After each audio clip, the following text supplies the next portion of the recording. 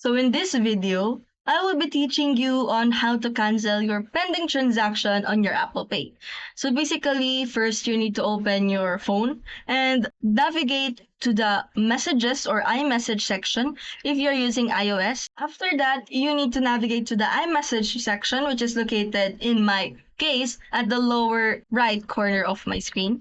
So after that, you will be going to click on the transaction that you have sent. So basically, it's on my conversation and just click. As you can see, it is on the status of pending. Once you click on that, you will have a few options, which is the send again and the cancel payment. So in this transaction, since the status is pending, you can cancel the payment. But if the status is not pending, you won't be able to cancel your payment. So, once you go back to the message section or conversation section, you will see your Apple Pay being canceled. So, that's how you cancel pending transaction on your Apple Pay.